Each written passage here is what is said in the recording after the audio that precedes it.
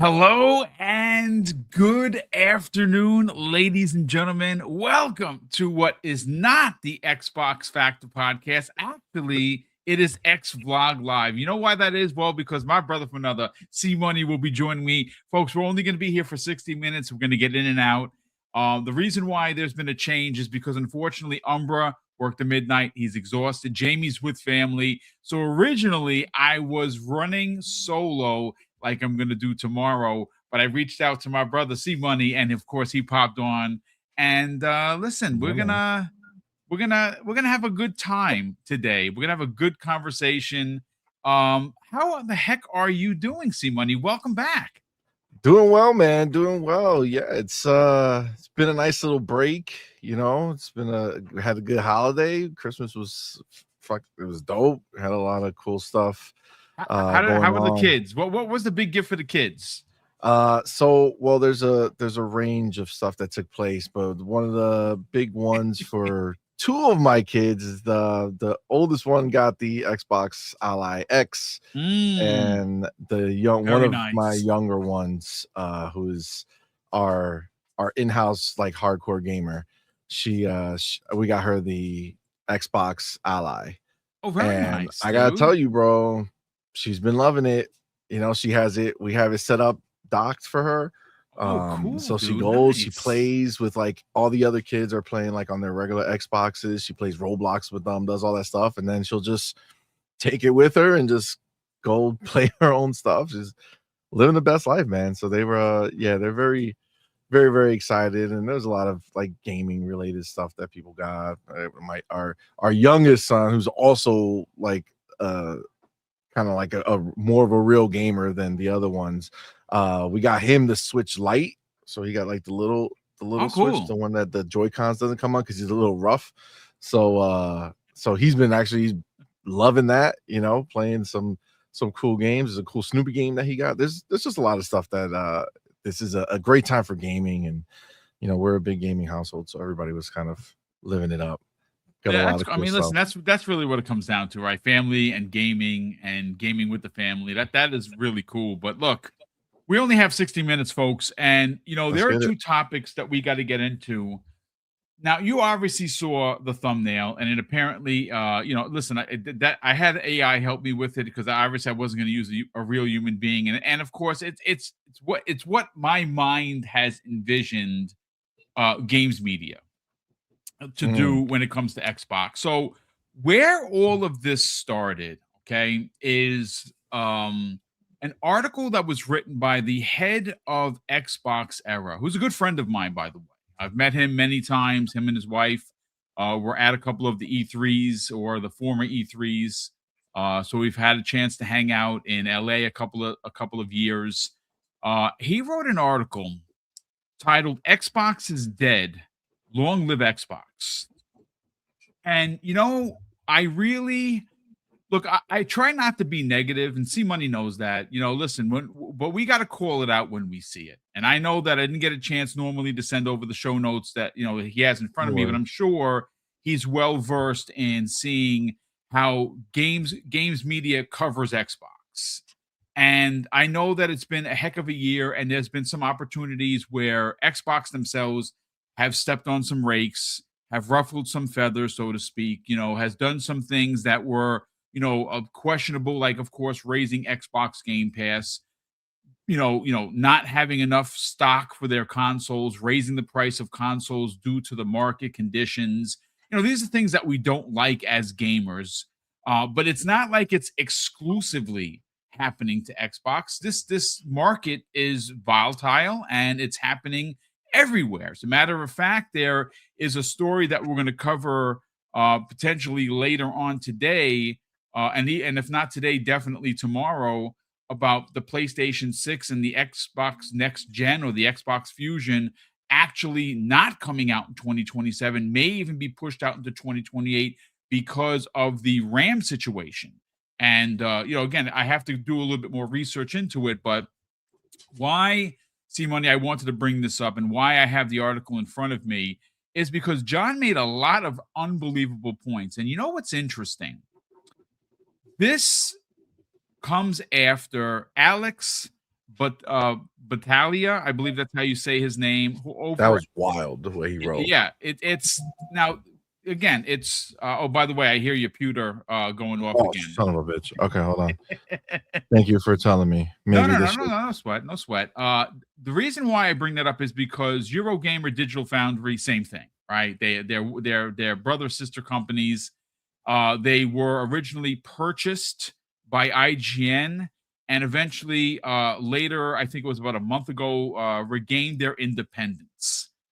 And there was a post from Alex that I thought really set the tone for this particular conversation. And he goes on to say this, and I have this in front of me. Now, granted, I want to give JB on Twitter a shout out because it's actually at JBISHIE. Bishi, I believe that's how you pronounce his last name. And he was responding to both Jez Corden of Windows Central as well as Alex from Digital Foundry. And it's their two pointed conversation pieces that we're going to read aloud, but I want to read JB's first. Now, JB is responding to both Alex and Jez and says negative coverage breeds disinterest. And then they blame the audience. Yet when Xbox rolls out a showcase, the same voices are front row, popcorn in hand, so much for declining relevance. So Alex went on to say, looking over the year, our coverage of Xbox titles and videos almost feels like it's getting harder and harder to justify from a work return perspective. Very little views there, even for titles that you think draw them in. I wonder what the future is there. Jez Corden, actually, who I happen to think is a damn good journalist and a good friend of this show, goes on to say, well, same. We literally only cover Xbox from a gaming perspective, and we're doing far more attractive on something like the Steam Deck. It's wild. Now, what's interesting here, C-Money, is almost at every turn, a place like Eurogamer, a place like Digital Foundry, goes out of their way to shit on Xbox for views. This is what they do. This, ladies and gentlemen, I'm sorry. This is probably going to close a lot of doors for me. And quite frankly, I don't give a shit.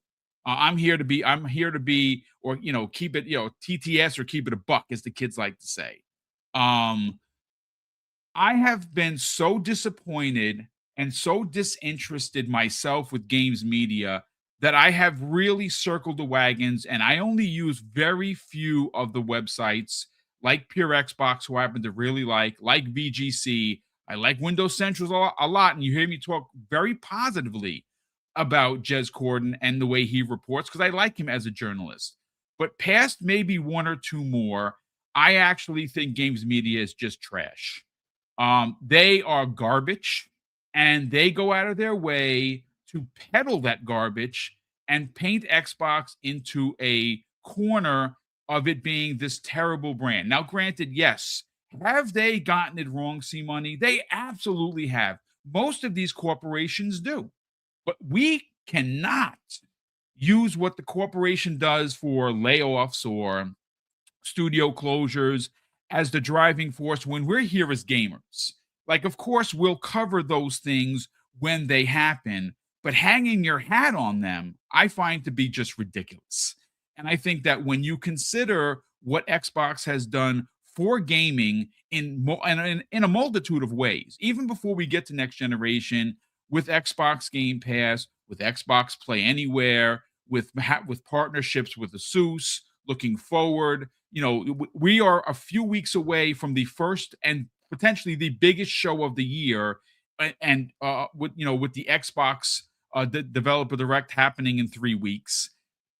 I personally don't understand how they could use, or that they're confused, that they're not getting the views that they want when they try to talk positively or put out an article about Xbox putting out this Developer Direct.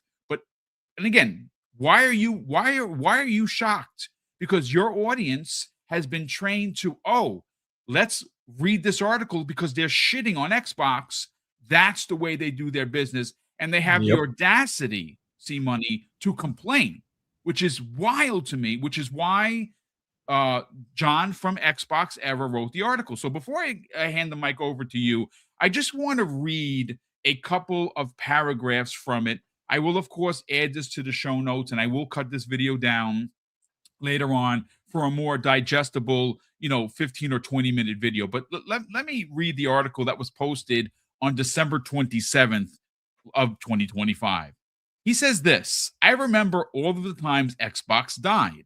It died in February of 2008 when Microsoft officially acknowledged the red ring of death issues plaguing the Xbox 360 hardware. It then died again in 2013 with the Xbox One and the disastrous reveal.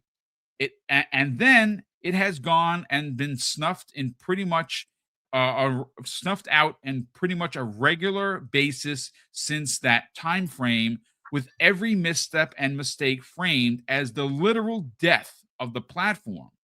John goes on to say in 2025, saying Xbox is dead with any sort of earnest seriousness sounds like a statement designed to farm what, C Money?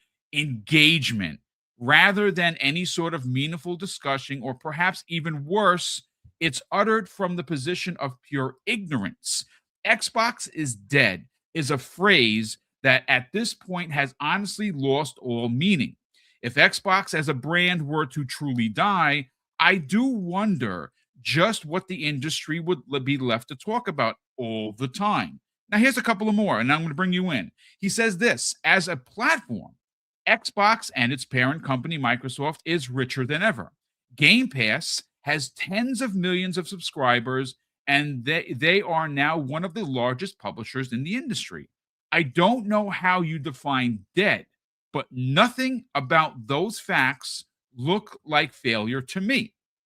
And look, I could be I could dedicate paragraphs on how awful Microsoft is as a company, forcing unwanted AI into their offerings, the horrific job loss, the studio closures, but that's not really the point of the article, so you'll just have to roll with me here. And finally, he says, I must concede, however, something has died outside of the like of, well, critical thinking. Something that was fundamental about Xbox has truly ended without a pomp or ceremony. The box is the weird sort of loyalty that console fans seem to enjoy and thrive on no longer exists in any sort of meaningful sense. Xbox has transformed. The new Xbox, it is now less sentimental, far broader, and so far very successful, even if you're consistently bombarded with statements that say Xbox is dead.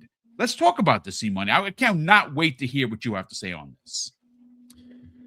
Well, this is the thing. First of all, the whole Xbox is dead thing. Let's understand like who is saying this, right? So over here on Xbox, we already know like the stats came out, right? Like more people on Xbox are playing games and more games, right? At the end of the day, I just think that Xbox fans, like the majority of people who own an Xbox, really don't give a shit about any of this nonsense that people are out here talking about. They're just out there having their best lives, playing the console. They don't care about any of the BS, right? There's 35 million people who subscribe to Game Pass, 35 million plus who subscribe to Game Pass every month, who are just getting their games delivered to them in a nice little package, and they're just playing and having a good time. When you look at the other side, right? And when I say the other side, I'm talking about people who decided that in the world of gaming, they're going to live in the little box of just one console, right? They're just going to play PlayStation only. They don't accept the idea that games are on PC. They don't accept the idea that games can be released anywhere that can be a good game. They want to sit there and say, this is it. I'm never going to let this idea die. We have to have just this one box where this one console reigns supreme, right? Cool. Those people, unfortunately for them, all of that feeling and all of that desired to just be the sole box is unfortunately not reciprocated by PlayStation, right? Correct. PlayStation, the company, does not go ahead and say, you know what, we're going to go ahead and invest so much. Sony is not looking at this saying, we're going to invest so much in gaming that we're going to make those hardcore players who dictate the media, right? We're going to have them have so many PlayStation first party IP that we are making because we're so amazing, right? We're going to make it, right? And we're going to just inundate them with games. No, right? No, that's not what happens, right? Unfortunately, the team that they're rooting for, right? The team that they're talking so much about, right? With the idea of an exclusive here and exclusive there, right? They have slowly just watched completely and utterly turn in to Walmart, right? They're just a store. That's what PlayStation is now. And what these people are now hyping is a store. The console itself, in the course of 365 days in a year, how many days are you occupied with something that you can only play on a PlayStation? What? Twice a year, if you're lucky. Twice a year, if that, right? Twice a year, if that, maybe 15 days. Give it, say, a month. Okay. 1 month out of the whole year, you dedicate to playing everything that comes to only PlayStation, right? You can't play it anywhere else. I'm sorry, but over the course of our year, I don't care about the games going anywhere else. I'm talking about Xbox first party, right? Xbox first party delivered us games throughout the entire year. A total of 13, a baker's dozen, by the way. A baker's dozen. Every month throughout the year, Xbox delivered us a first party game. Now, whether that's purchasable somewhere else, I could give three. I don't care who else got it. What I know is that my Game Pass subscription was filled with first party content from the people that I want content from, right? Yeah. I love Xbox games. That is my platform of choice, right? That's where I want to that's why I love the games that come from there. I'm a huge Xbox fan and I love the games that they make. And when they buy these other companies and they absorb their games, I'm way more open to them. And because they're given to me in Game Pass and I could try them out. And the more often than not, I'm very, very happy with what we have. And I could tell you right now that Xbox has delivered in spades this year. 2025 has been one of the best years in gaming, just as a whole, let alone as an Xbox Game Pass subscriber, right? At the end of the day, I'm telling you the reason why. I mean, just look at the subscriber count for like PlayStation on YouTube versus Xbox on YouTube, right? And you can look at it everywhere, even on Twitter and all these different places, right? The number doesn't correlate correctly to how many people engage with the product, right? I don't know exactly where they are now, but I think the last time I checked, Xbox was like at 5 million, subscribers on YouTube, where PlayStation was like at 17 million subscribers on YouTube, right? Now, there's 35 million people who spend money, who give money to Xbox every single month to have Game Pass, right? But there's only around 5 million people who are interested in checking out YouTube, to subscribe to them, right?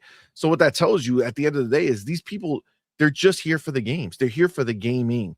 They're not people who are saying, oh my God, Xbox is the only way for me, or PlayStation is the only way for me. These are just gamers who are just showing up saying, this is where I want to consume my gaming, because I have this platform that allows me to get my gaming in this, affordable way.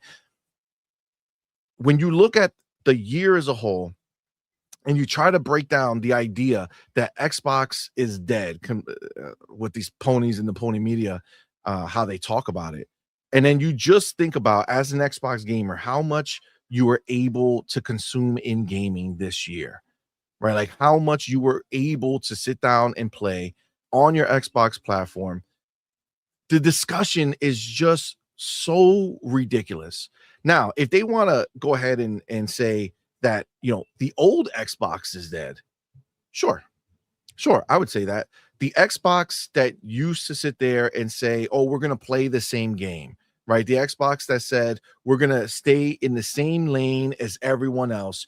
We're going to go ahead and make our games exclusive forever. And that's the way it's going to be. And we're going to battle on having people consume our games because they bought our box and not because they have access to our games. That Xbox, yes. That Xbox is dead and gone. Okay, dead and gone. They're no longer interested in that. And again, I'll be the first one to tell you that I was 100% in the camp of exclusives and all that shit when that was happening, because I didn't think that there would ever come a time where it wasn't the way. I just assumed that this is the way it was going to be. But I could tell you right now, Xbox's investment in Xbox Play Anywhere is wild. It's so amazing that they have gone ahead and said, okay, we're not only locking our games to Xbox, we're going to bring them to PC, but you're also going to be able to get other games on your PC if you bought it on Xbox, or on Xbox if you bought it on PC.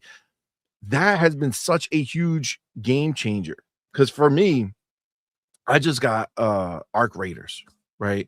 Nice. Now, coming up to Christmas, right before, like, the FOMO kind of hit me, and I was like, oh shit, I keep seeing it. I'm like, damn it.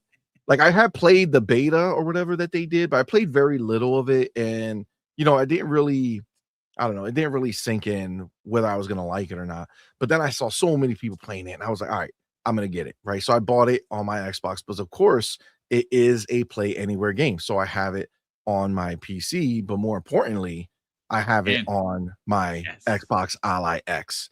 Okay. And I got to tell you, I didn't expect it. I didn't think I would, but I absolutely love Arc Raiders 100%. Like, I get why people were pissed that it wasn't in the game of the year conversation. It is a fantastic experience, right? Something that you can't, really comprehend unless you've been playing it and kind of living that life, right?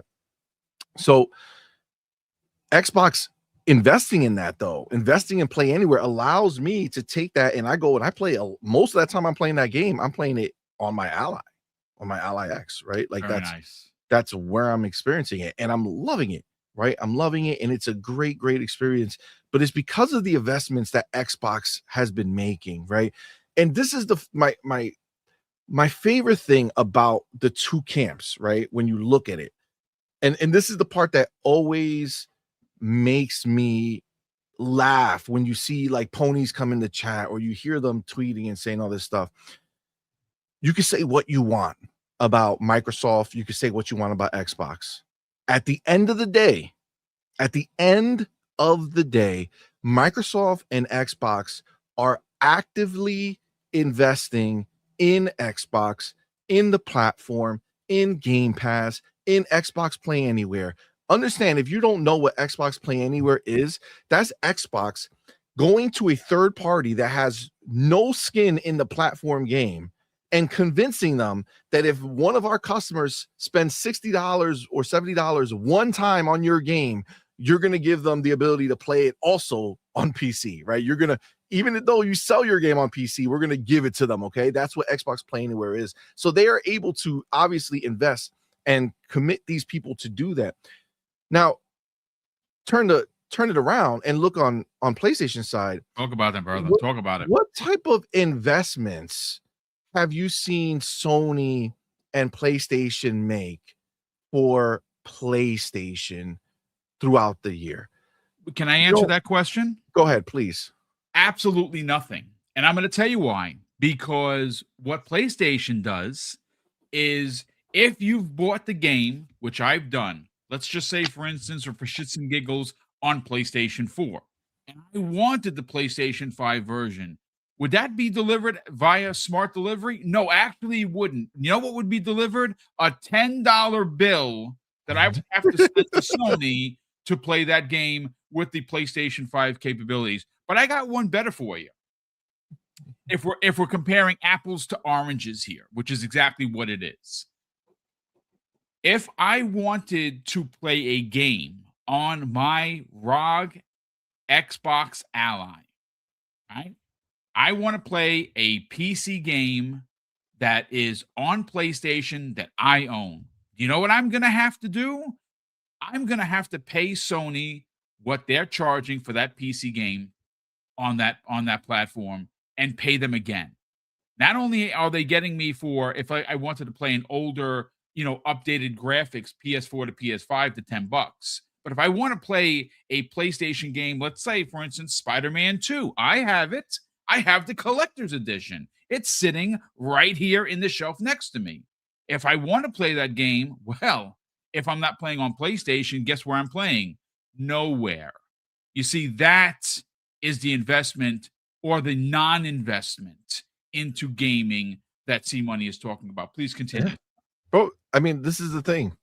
You go ahead and you look, and Sony themselves has made it abundantly clear that they are looking at PlayStation as it's a bank, right? It's just a place as a store where they're going ahead and collecting, right? That's their purpose. That's how they see it. What you see is Sony saying, I'll spend billions of dollars on this music license or this music catalog. I'll try to spend billions of dollars to purchase some other movie. Oh, you mean like the Muppets, for instance? Literally every industry outside of PlayStation, Sony is willing to spend money. I put a tweet a little while ago and people got all butthurt about it, but it proved me wrong. Sony does not actively invest in PlayStation outside of what their game studios are making. They already have the studios, right? They already have the studios. And I don't even consider that an investment because they're just using PlayStation funds to fund that thing, right? So Sony's not investing, right? That's not an investment when the game studios they have are making games because they're not going bigger and better. They're not saying, hey, let's spend way more money. No, the contrary, everything we saw PlayStation release this year as a PlayStation owner has been disappointing. Why? Because sure, will the game itself be fine as just a game? Okay, cool. But you know what I'm not interested in?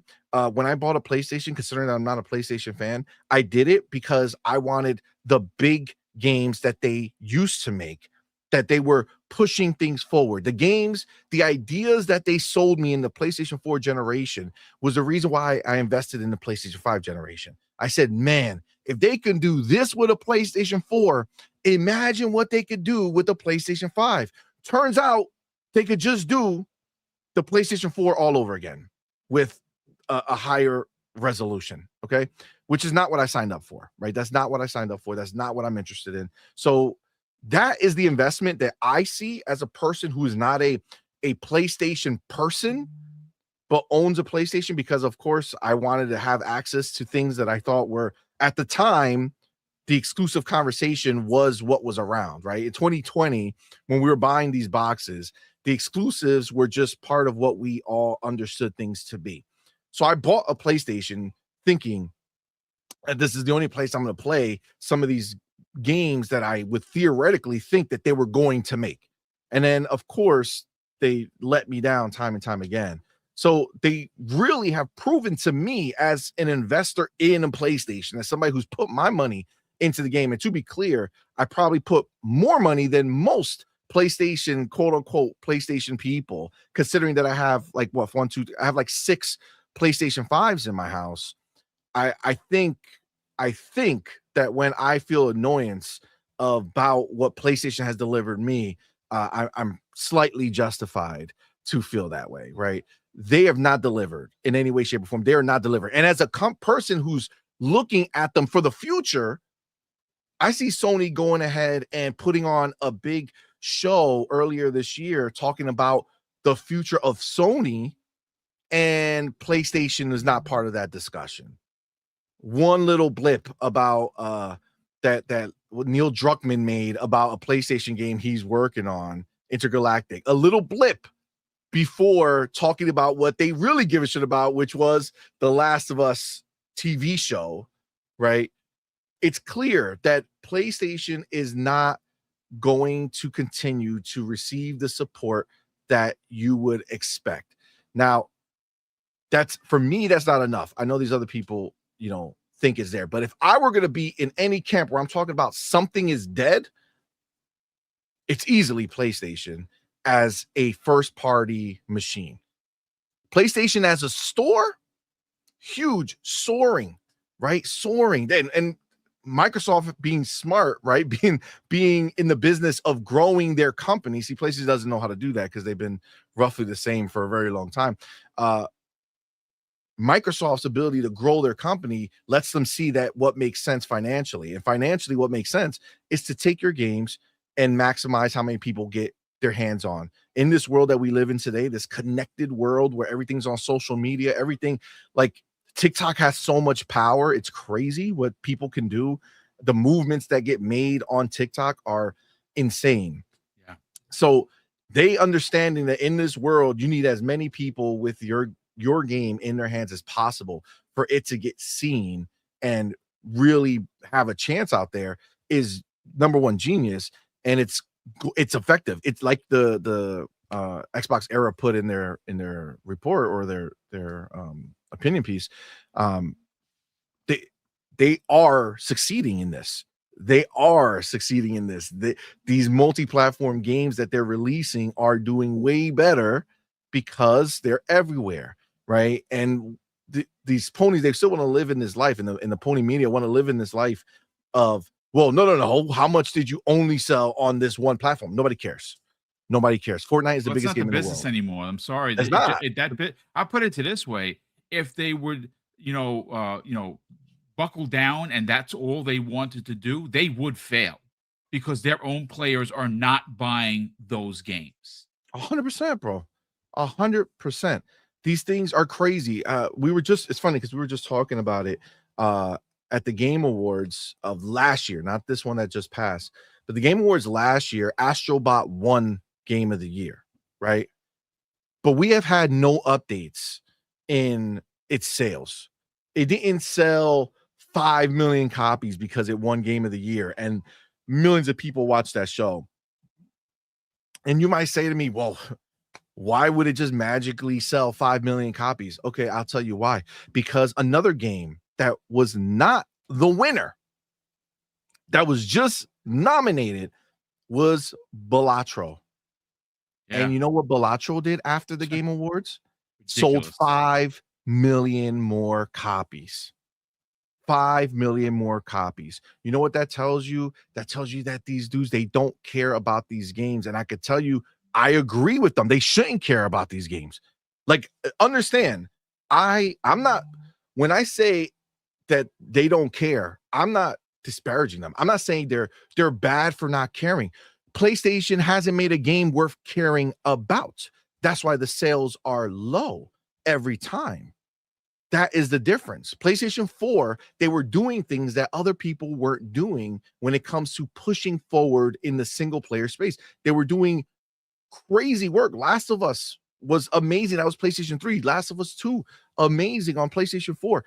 Ghost of Tsushima looked amazing for PlayStation 4, right? They pushed and they worked hard. Now they're sitting back. Now it doesn't matter. Now they're just coasting. Now, I don't know if they're coasting because they're trying to save all their ducats for PlayStation 6.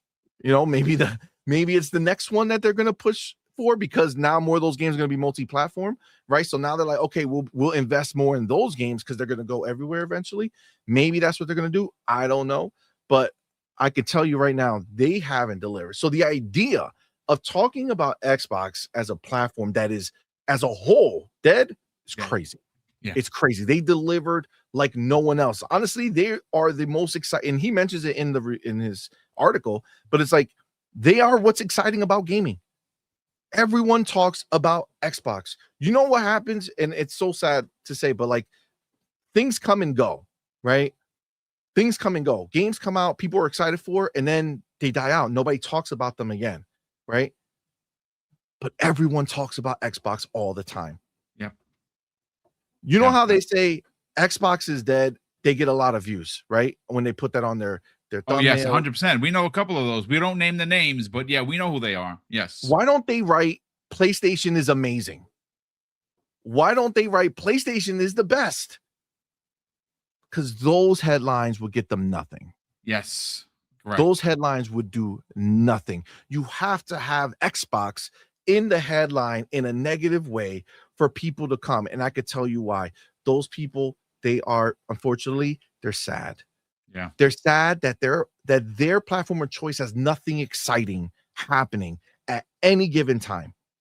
At any given time, nothing exciting is happening on PlayStation. They don't have they only release 1 or 2 first-party games in a year. You would think that they would go ahead and put it in their service, their PlayStation Plus, but they don't.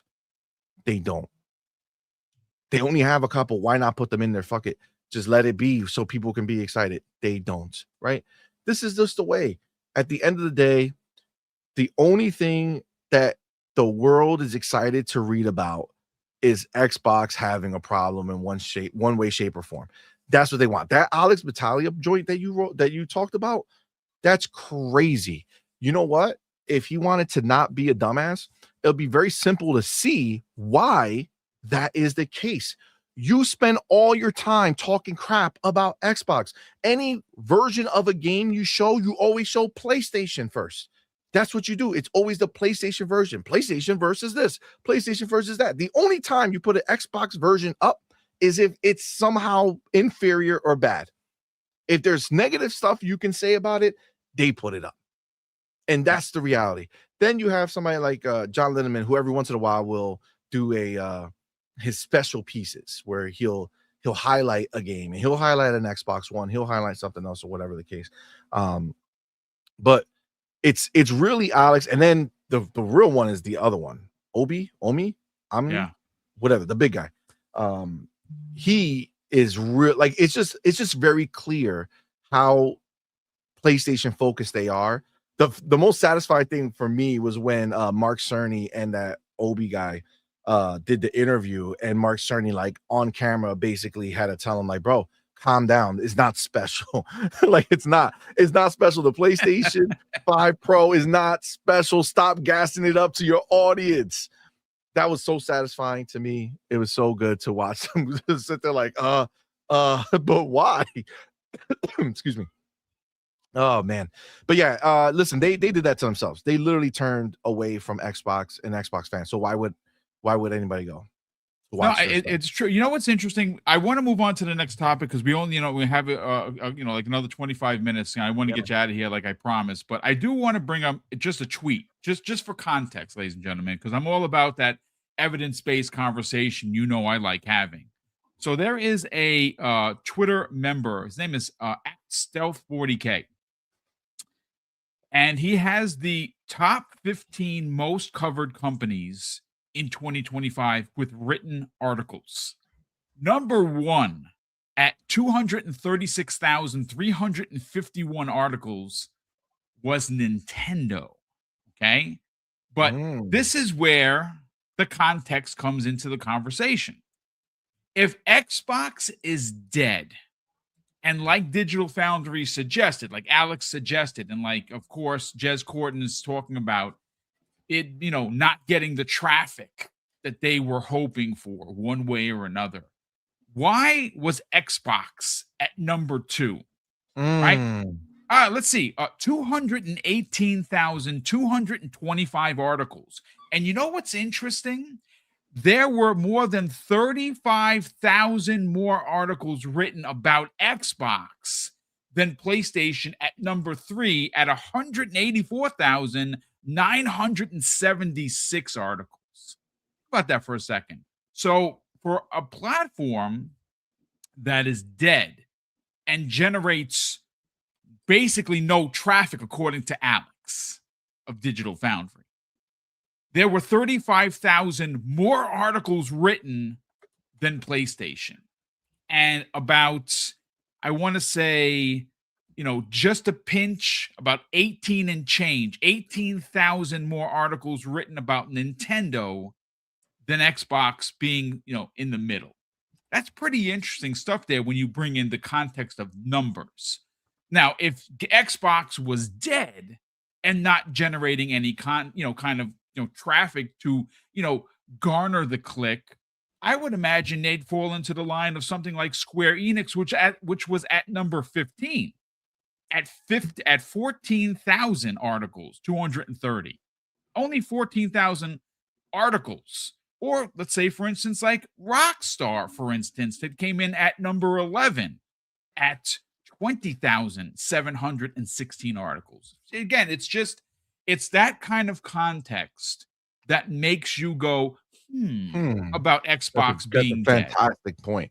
As a matter of fact, just also keep in mind that Nintendo launched the Switch 2 this year, which is why they have the boost in numbers. If you remove the Switch 2 from the conversation, Xbox would probably be number one for the year.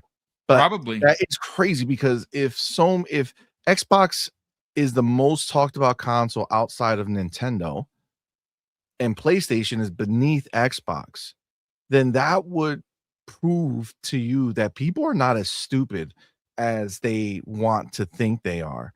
And when they see a place like Digital Foundry constantly shitting on Xbox, when people have eyes, right? We can see what Xbox has been capable of and what they've released. And you guys want to go ahead and put games on your top list that are clearly inferior to games that Xbox has released. I think people just get fed up.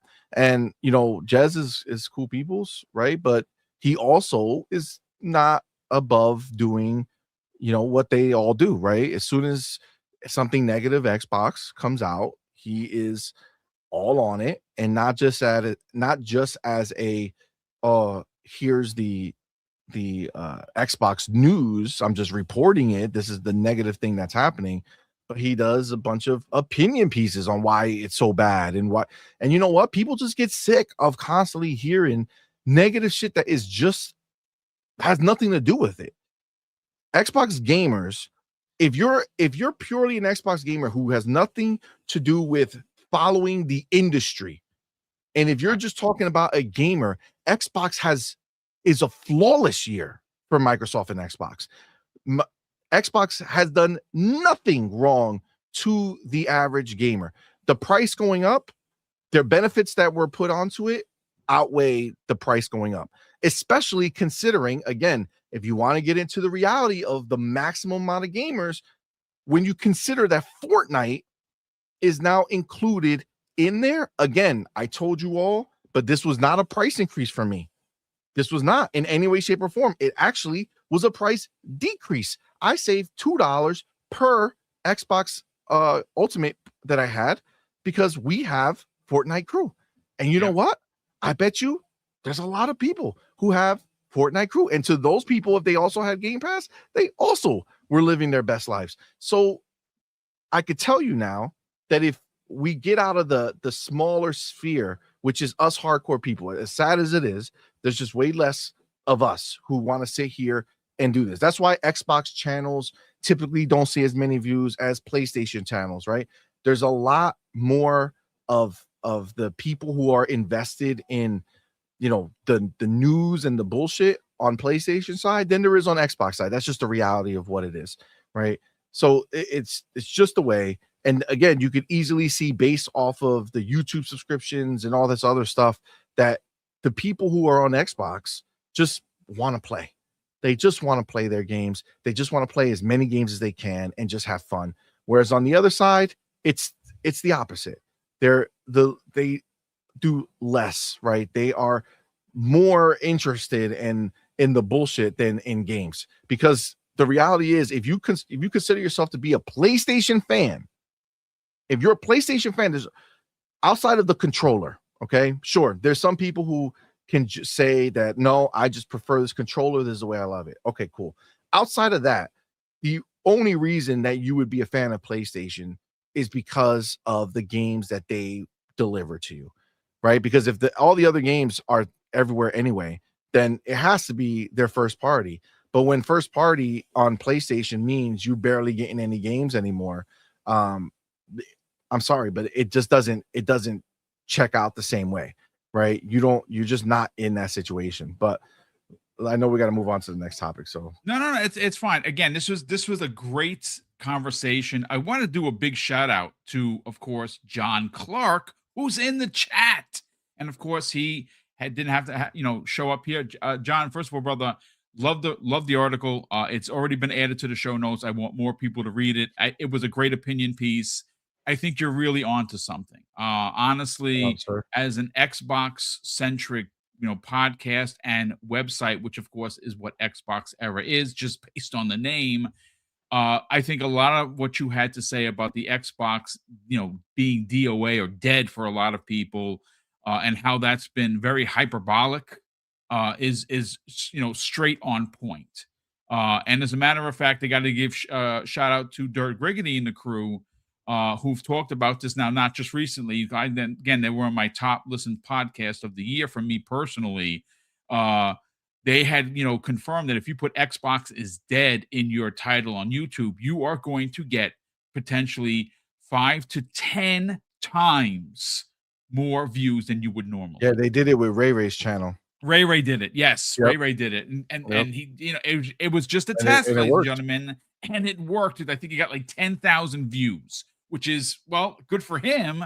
But it just goes to show you that there is a bias. There is, quote, and again, people are going to get real bent out of shape. Maybe you will, maybe you won't.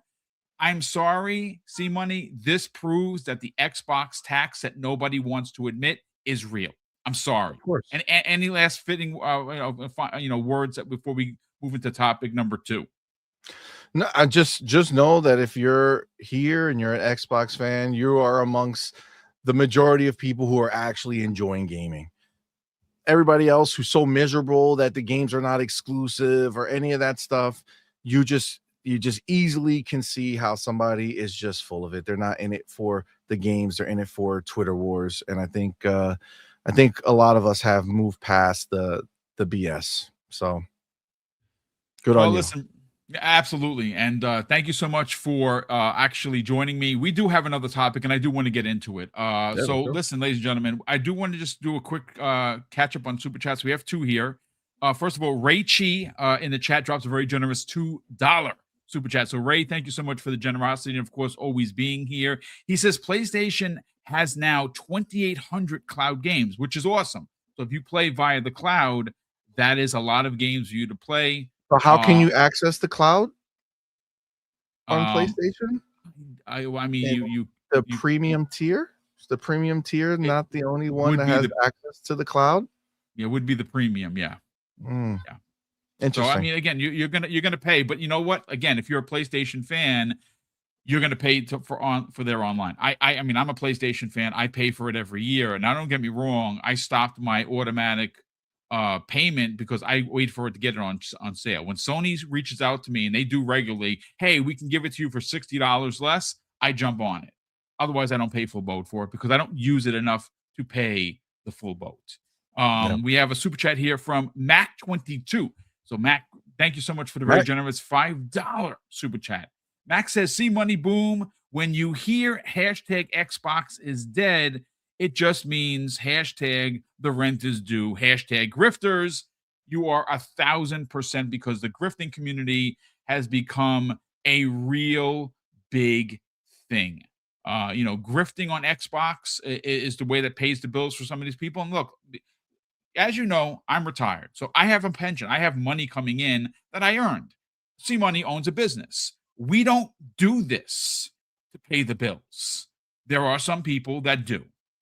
And those people, what are they? They're grifters, and they will go and say what they need to say so people who are miserable will throw money at them. That is what the business is. I don't do that business. C Money doesn't do that business. And a lot of the people that we work with don't do that business either. There are people that just simply do it because they need to keep a roof over their head. So they don't care who they say it to and how they say it. It's how they make money. So you're 1,000% correct, Max. So thank you so much for that. We have JD Gamer dropping not one but 2 super chats. The first one of $10. Thank you so much, JD, for the super chat, or super chats, I should say. He says Xbox channels get less views because most people are psychologically hardwired to chase winners. The whole bandwagon thing, and Xbox channels are always conceding ground to PlayStation. Just say PlayStation is dead.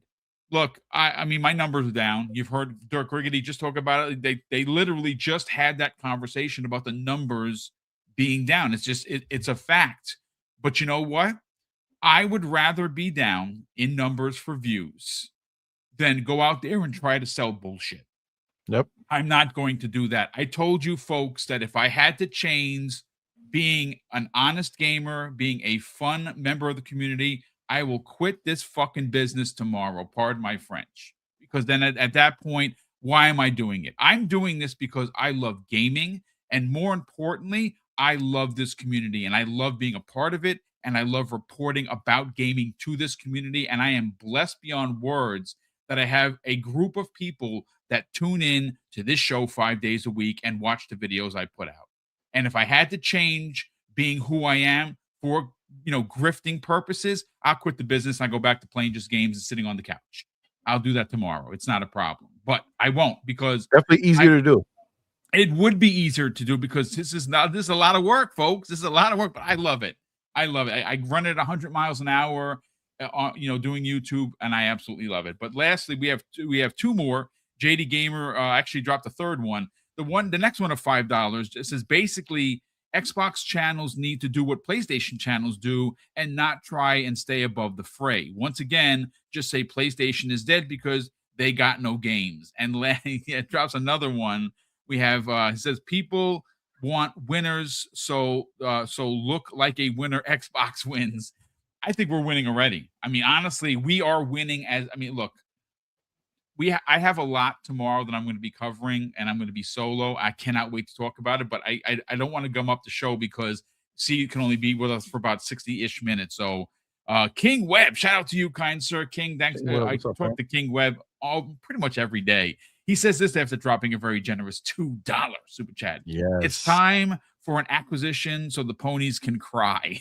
Please, I can't wait. I want something else in my when game. It happens, when they go out and buy CD Projekt Red, or they go out and they buy Steam, or they go out and they buy, someone else, it's gonna be delicious pony tears because that's what it's gonna be. And sorry, I don't normally do the pony thing, but I had to say it. So look, it's the facts. This next story is big. It has engulfed the games community. It has engulfed anyone that is looking forward, money towards next generation. We know that Sony is out of 27. They're probably coming out in 2028, but we got news that suggests that Xbox themselves might also be pumping the brakes for next generation hardware in 27 or even 28. Here's why. In a report that comes the way of a very good and great, at least in my opinion, website that you should be subscribed to and follow on the socials, purexbox.com, ladies and gentlemen. I talked about them in the last couple of videos. And once again, Fraser Gilbert, who is a author or a journalist that I happen to really like, put out a article just the other day, money, and it says report. Xbox and PlayStation could delay next-gen consoles due to RAM prices increases. Quote, the industry as a whole is concerned about RAM availability. So he goes on to say in his article, back in November, we shared a report from Moore's Law is Dead on YouTube that suggested the Xbox Series X and S prices could increase again due to RAM shortages, and there's concern it might also delay the next Xbox console as well. Fraser goes on to say, well-known insider Tom Henderson, and Tom actually reported this first yesterday, has shared via Insider Gaming today that console manufacturers are, quote, debating whether to delay next-gen consoles from their current windows of 2027 through 2028 in hope that the RAM manufacturers will be able to build out their infrastructure to produce more RAM in the meantime. And here is a bit of what Tom had to say in that article, which, of course, I will add to the show notes right along with not only Pure Xbox, but Xbox Era's article for you to read as well. And it goes on to say this, folks, quote, from what we understand, the situation has led console manufacturers to debate whether the next generation of consoles should be delayed from their intended 2027 and 2028 release window, with the hope that RAM manufacturers will be able to build out the infrastructure to produce more RAM, thereby allowing prices to drop. Henderson mentioned in the report about potential Xbox Series X and S and PlayStation 5 prices increasing once again as well, while also noting that next generation consoles could have a very high price when they eventually arrive.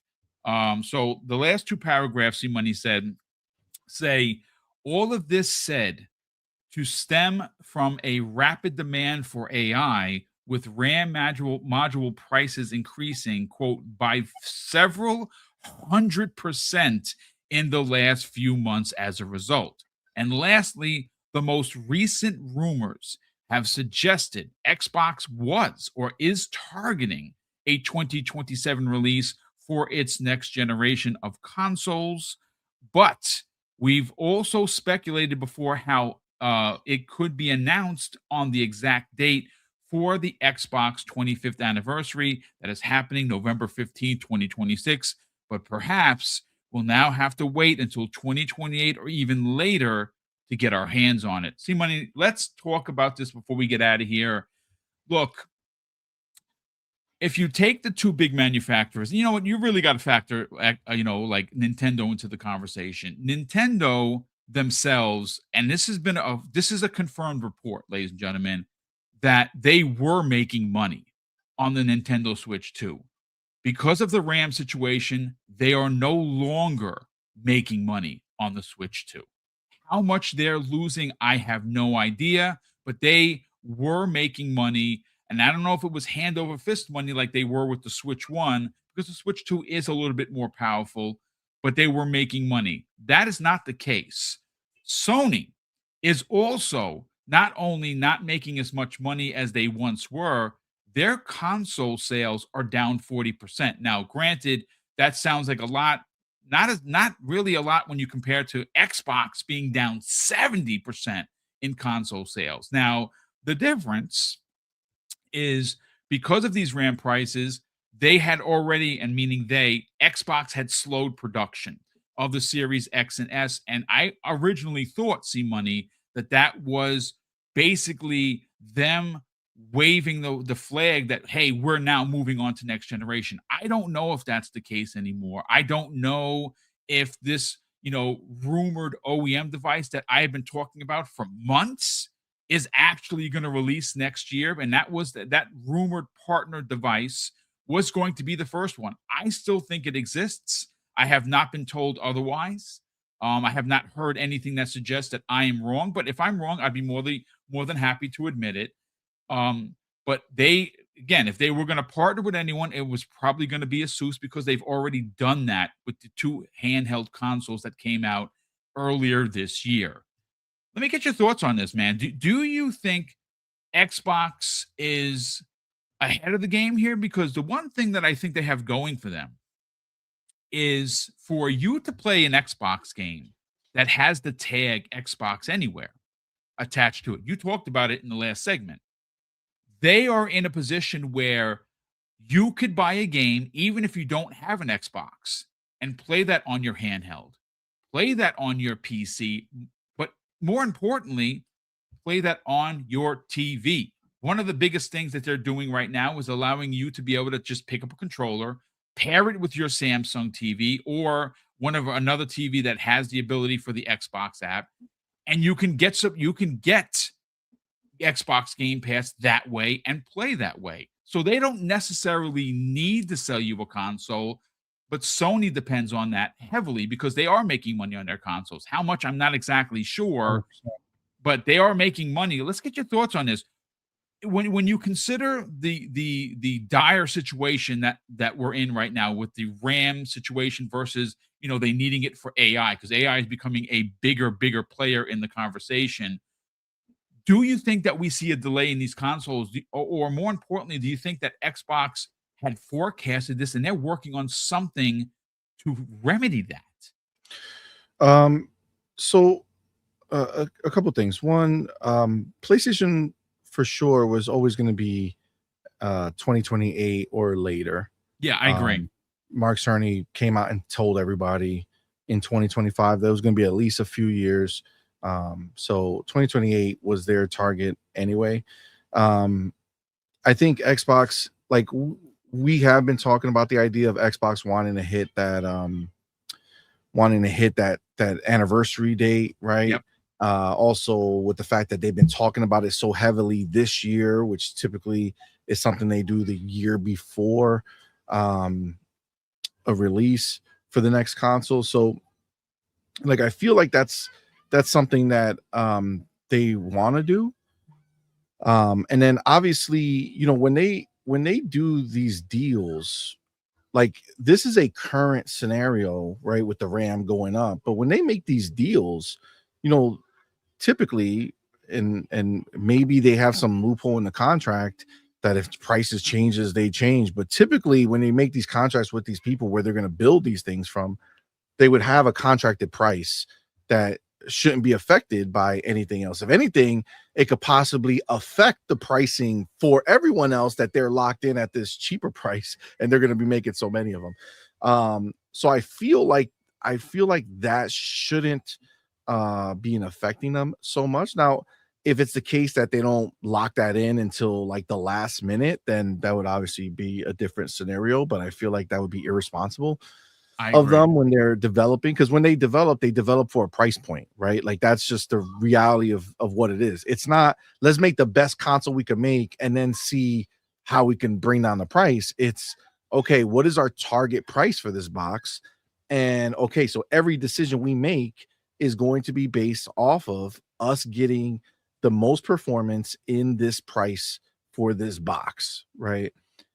And I just don't think that they do that haphazardly at the end of the road. I think they would have, if this was for real going to drop this year, then you're talking at least 2024, preferably 2023, theoretically, that they would have already kind of locked in what they were going to do when it comes to that. Maybe when they were originally working with Asus to drop not 1, 2, maybe 3 consoles in a 12-month period, rather than it be the year, because this year was the Xbox Ally and the Xbox Ally X, right? Yep. What if in that conversation or that partnership was the planned OEM device, and they forecasted that this is how many we were going to make, this is how many we were going to need, contract in, signed, go. I mean, it's definitely a possibility, right? And this is the thing, and I know there's a lot of conversation about like the need for next gen, right? Because people are saying that, you know, COVID kind of delayed everything so much that we really haven't had like a bunch of next gen. And I would say that this year is probably the first year that the rest of the industry started getting closer to next, not PlayStation. When I say the rest of the industry, I mean everybody other than PlayStation and Nintendo.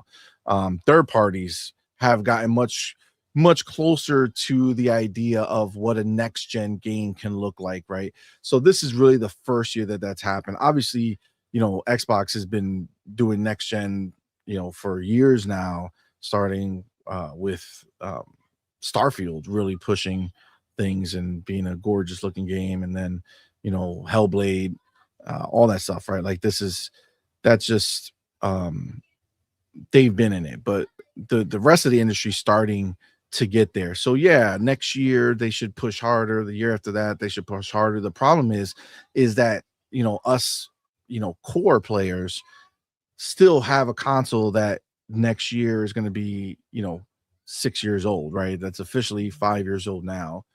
And tech doesn't wait, man. Like PC games just keep looking better and they keep making them better. And, you know, the world of a console is you're frozen in time, right? You're frozen in time for a little while, and everything has to kind of, you know, just be developer push and not, you know, hardware push, right? So, you know, I want a new console. I'm ready for a new console. I know there's people who just bought their console this year. Like, what are you talking about? I can go years on this. Yeah, because you just bought that shit. I've had it for 5 years. Yeah, we had I'm it since ready. inception. Yep. Yeah, like I'm ready for the next one. And honestly, in Xbox's new, like in their new way forward, I don't think they need to come out and sell, 10 million consoles in the first year of the next Xbox. If anything, I feel like this next Xbox is basically, just a premium experience, because I don't think anybody else is going to miss out on anything. I don't think any game that's released on the next Xbox is not going to work on the Series X and the Series S. And for sure, it'll be on PC. So I feel like at this point, you're just going to be getting that next Xbox to have the premium experience, right? Have all the features unlocked, have the best looking game, best running game, right? That will be the reason of owning that box. And I think that if you just bought an Xbox Series X, I think your investment is still locked in. I don't think you're gonna have to worry for years and years to come about being left behind.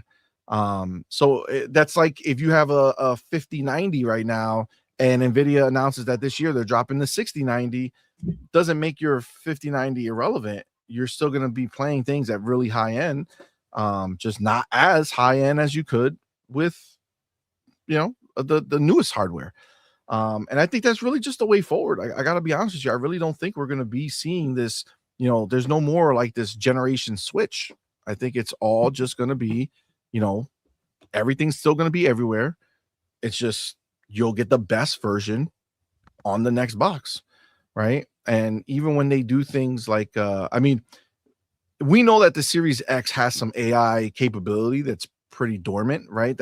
There is hardware in there to use AI. It just hasn't really been really used very much.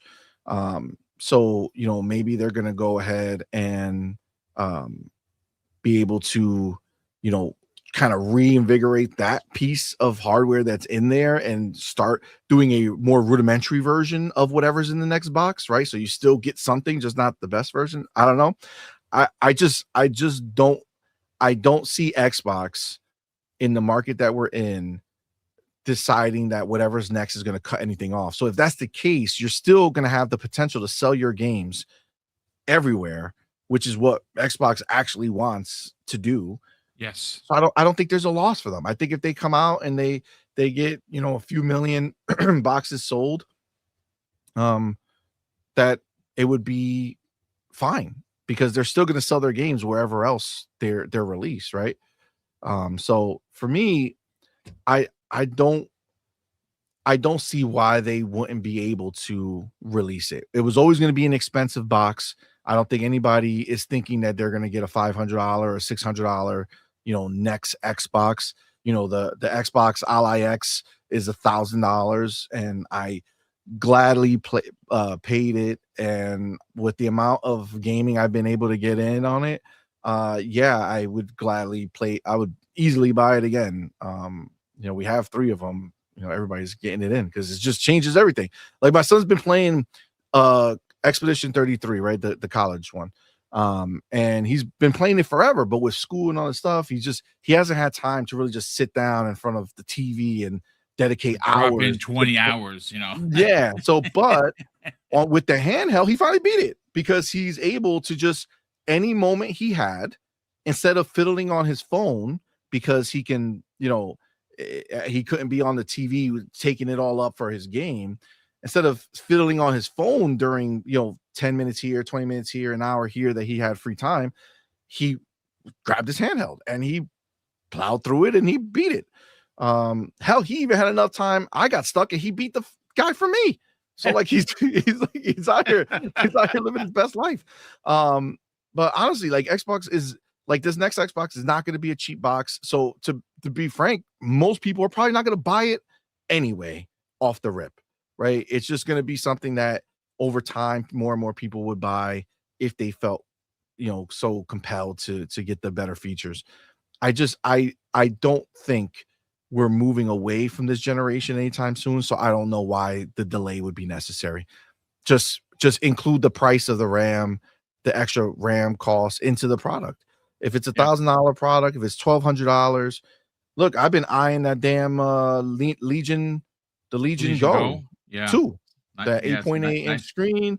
You know, the I can get Xbox the experience on there, which is I've been on record saying it. It does have all the bells and whistles, but it is pricey though. It is. It's like 1,300 or something like that, right? Mhm. Something crazy. But the amount of gaming that I would get out of it would be it would be fine for me. Like the investment would make sense for me.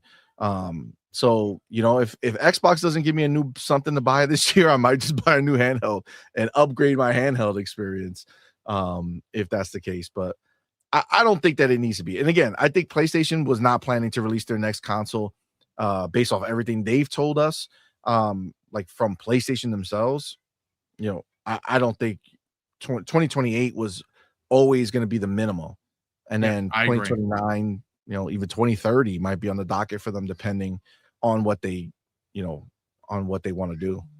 So, well, I mean, if you know, it's funny you say that because one of the heads of Sony, and her name escapes me, had said that they had forecasted there was another 5 to 6 years left of the PlayStation 5 and 5 Pro. If that in fact is the case, and that's the route they're taking, you know, that literally rolls into what you just said about being 2030, being before the next console. Now granted they could sell both, but I don't think they would. You know, they're generational, Sony, and they want that's what I was you to gonna buy. say. I think the biggest thing for them is waiting to see how things shake out. Because I that's where I think they are right now. You know, obviously we always know that they're huge followers of Xbox and Microsoft, right? And I think this is the one that they 100% want to follow. But you mean copy? Yeah, they want to copy it. They want to follow the leader, right? But I think that they're still trying to see how it shakes out, because this one here that Microsoft did, this one here that Microsoft just said, F it, this is what we're doing. This is a foundational change that PlayStation has to kind of wrap their heads around. So as they see, I think they're going to let Xbox go first with whatever next gen looks like for them. And I think they're going to see how it all shakes out for them, because for them, they want this generation to last as long as possible, right? They want PlayStation 5 to be the only way for PlayStation fans to get their kicks in as long as possible before they choose a way forward, because, you know, financially it will make a difference to them how they proceed, right? That's why they sat down on a chair and everybody on PlayStation saying, all these ponies and pony media saying everything's okay, guys, everything's great, and they are literally sitting on a chair saying, yeah, I mean, we're still trying to figure out what a new PlayStation would even be. Can you imagine them? Can you imagine Xbox coming out and saying that, and the media, the way they would take that? If Xbox, there would be 30 articles in the first hour. Are you kidding me? Easy, and it wouldn't stop. It wouldn't be one day. It would be over and over again, new articles and new conversation on their podcast, and it would be always. If Xbox came out and said, "Listen, we're trying to figure it out, guys. I'm not quite sure what we're gonna do," it would be red flags. Everybody would be saying they're dead. But PlayStation literally sits on the couch and they're like, listen, I don't know, guys. Like, we're trying to figure it out. You have Mark Cerny coming out here and everybody's trying to big up the pisser, all the ponies trying to big up the pisser, right? The pisser tech, the PSSR, right? And Mark Cerny's like, listen, that was the worst thing that we've ever experienced in our lives, trying to make the pisser tech. We're not going to move forward with that. We're just going to work with whatever AMD is working on. So they invested all that money and they're abandoning the pisser tech because it's too difficult for them. That's exactly what happened with the PS3, if you remember, with the cell technology. 100%. So the fact is that they went ahead and they are literally having no idea of what they are trying to do in any solid way. Everything is up in the air. They're just throwing shit on the wall, seeing what sticks. They don't know what's going to work for them or not. And I think a lot of that has to do with when they see where the dollars go. Like, as they're still releasing some of these first party games, you know, they got 2 next year. Saros and Wolverine. Yep. Like they'll see how those shake out.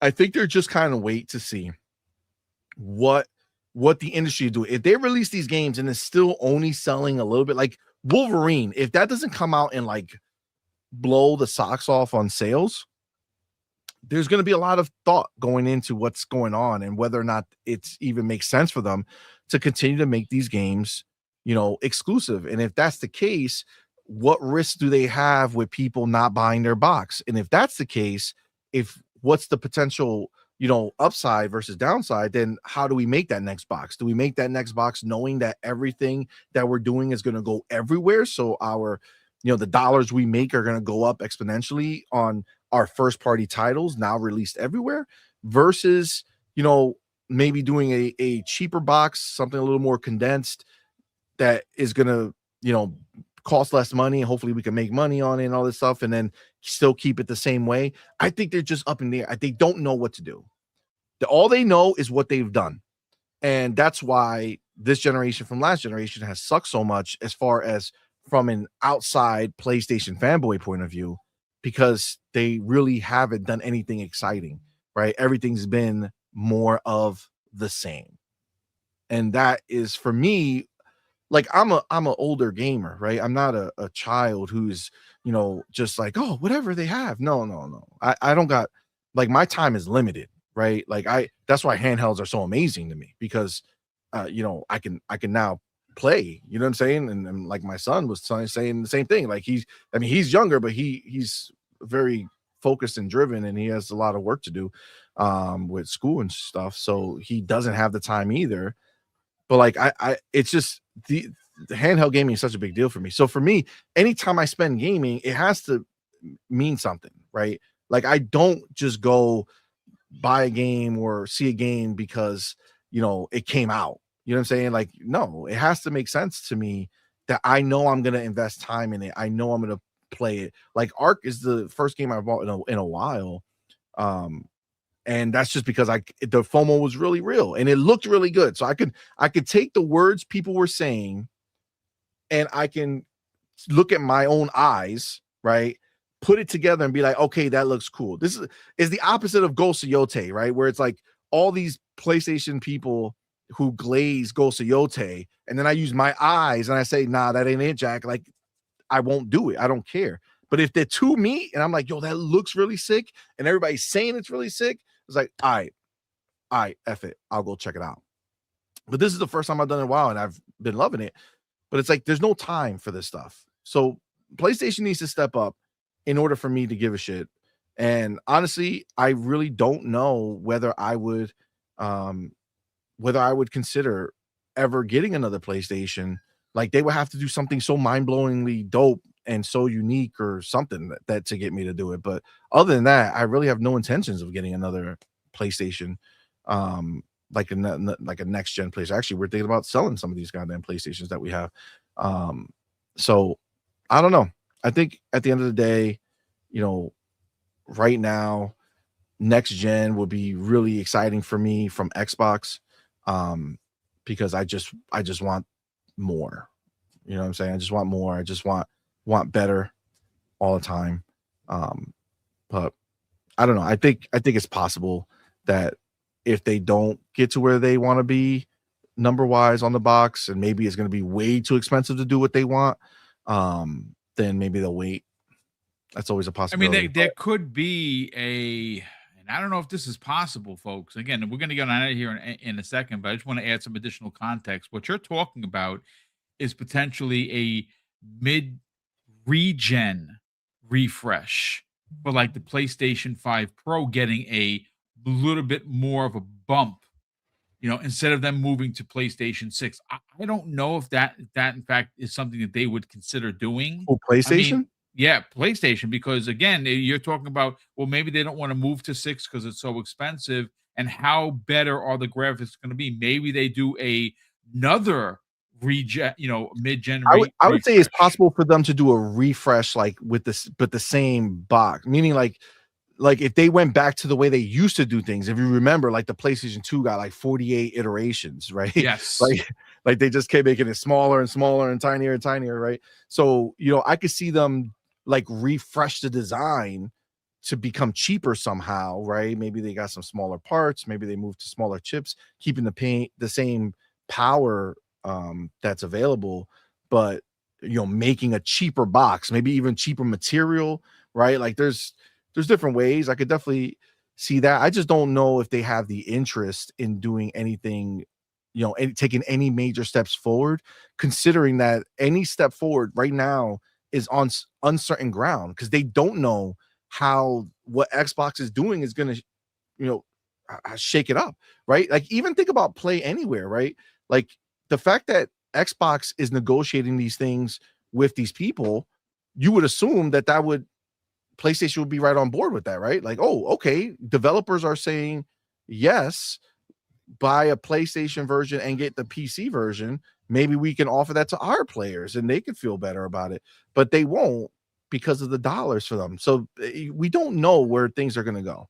We don't know how things are going to be. All the people who are hating on Xbox because of the decisions they made, again, Microsoft is a very forward thinking company. They don't make moves for today. They make moves for tomorrow, right? They want Yes. Very what's true. coming. They can't rest on what's here. They have to think about what's coming. And what's coming is what literally every other form of entertainment has shown. Movies, music is not tied to any one device anymore. It's all services, but you can access these services anywhere, right? So you're not buying hardware, you're giving them your email address and subscribing on a monthly basis to certain ones. And even, to be clear, there are some free ones. There's free services out there that you can watch TV and movies and music, and they're just ad based, right? So it's like the world we live in is done with the big upfront cost for the majority of people. Yes. Just what it is. Most people rather watch TV on their little tiny screen. That's the reality. Then go buy a 70 something inch. And you know what? I went to I was at Walmart the other day and I saw they had an 85-inch 4K Wow. TV for $548. Now, Wow. mind you, it's not going to be, It's not gonna be the HDMI Samsung, 2.1. bells and whistles, but Yeah, but guess what? They don't care. They're like, "Ooh, big TV, cheap, great." Right? Like this is just what it is. They're not these people are not out there looking to spend crazy money on physical stuff anymore. When most people get most of their enjoyment, if you were to take the average person who's not a self-proclaimed gamer or movie enthusiast or just a person who just consumes entertainment in one way, shape, or form, it's what their phone delivers. Yep. That is the entertainment that the majority of people in the world are experiencing. It's through the phone. So everything else is just how can you make it where they can experience what you have? You got to make it as easy as possible. On that phone, they can watch movies, TV, listen to music, everything they can consume with their subscriptions are available through their TV, except gaming, which technically you can do Xbox Game Pass, you can do some of this stuff. It's still not super easy, right? Because there's no controller, so it's just a little complicated for phones for the majority of people. But the world for gaming is changing. And if you think that it's going to stay the same, I'm sorry. But it's not. It's going to change as more and more people see that they can get access to more for less. It's just going to be what happens over time. It kind of is what it is. Yep. Well, great point all around, brother. Thank you so much for popping in. And again, shout out to C Money for joining me. Again, this was impromptu, literally, like I think it was 4 minutes before the show went live. I was like, bro, I'm stuck. And he jumped in like a superhero. So thank you so much for hanging out. Super appreciate that. Want to give a shout out to Will, the Broke Boy Insider, who has gifted me Ghost of Yotai, which I have I just downloaded it. I'm looking to play it. Again, it wasn't, I normally don't like taking things Mrs. Boom and I would rather give them, but he had an extra code and he was asked me if I had it. I said I hadn't bought it yet. He gifted it to me, so that's pretty cool. So shout out to Will the Oh Broke Boy boy, Insider for that. Broke Boy That is is going to be on the show tonight. Oh Um, snap! Okay, there you yeah, go. so he's There you going to go. come Hey, through. So it's going to be nice. good. Nice. Well, thank you again, Will. Super appreciate that. And of course, thank you for John Clark for popping in here from Xbox Era. I have already added your story to the show notes, so people want to read what you wrote. They should definitely click on that. But see, Monday, let's tell the brand. You got a show happening tonight. You just literally mentioned it, but it's not just tonight's show that I want to highlight. I do want to highlight your channel. You and the missus have done an incredible job Oh, to thank you, man. propel your channel. And again, YouTube isn't easy, folks, and they have crossed 25,000 subscribers, which is insane. That's a lot. That's some hefty work. They've gone to the shows. You've seen me and him taking pictures. We've been invited to the same things downtown. I had a chance to hang out during the South of Midnight event with him and Doodle, which was pretty freaking cool. I got Yes, a chance to indeed. meet two of his kids over the June. We were hanging out in June, which was very nice to meet some of your family. Thanks, Brother, you brother. guys put the work in. You deserve the accolades. Let's sell the brand. Where could people subscribe? Check out the work that you're doing on a daily basis, but also the recently added game that you play games with the community and you talk about it. I don't know how you do it. I don't have those skills. Sell the brand, brother. Where can people subscribe? But more importantly, follow you guys on social media. Yeah, no, absolutely, man. Well, first of all, thank you, brother, for inviting me. If I could, I'd be on, man. So I do appreciate it. So definitely check us when we come back next week, right? Yes. Next Yep. week on Thursday, we'll be back in the building. But yeah, so we've kind of distilled it down to something more feasible for us because it, like Boo said, it is a lot of work. And we have 6 kids. It's a lot of time consuming stuff. So the way we have it now is we have 3 shows a week. We have Tuesday nights, which is tonight, 8 p.m. Eastern, is Night Quest with myself, Doodle. We have our boy Farrell Bizarre. Tonight we're gonna have Broke Boy in the building, and this is gonna be our last show of the year. So we are going to just we're gonna obviously talk about the gaming news and stuff that we've missed because last week we were supposed to do a show, but everybody was sick, so we didn't do one. So we're gonna talk about the gaming news, but we're also gonna do a nice kind of like top 5 for the year of 2025. Do a little talking about how the year went and things like that. So we'll have that conversation on top of all the other news that we've missed and want to get to. So that will be tonight. So definitely come check us out there. I did put the link in the comments, so you could definitely come do that. And then normally on Thursdays we have our, what Boom was referring to is our game night. We call it We Doing It Live, and that's where we play. It's a medley of games. We play like four games typically. It's typically 3 games and a multiplayer game. So and then when we do the multiplayer game, we do it with the community. If anybody wants to hop on, we just kind of hang out. So and we stream the whole thing. So that's on Thursday nights at 8 p.m. This week we won't have it. That's New Year's. We're not going to be having the show on Thursday. But so next week we'll be back for that. And then Friday nights at 8 p.m. is the night shift. Let's Talk Gaming. That's with myself, Doodle, our boy Demo Flow Gaming, and Hargeet Chani. So we all kind of get together and just have a fun time. That's on Friday nights, and we will be doing Friday night show. So today's the last show of the year. Friday will be the first show of 2026. Nice. So definitely come subscribe to the channel, come rock out. We're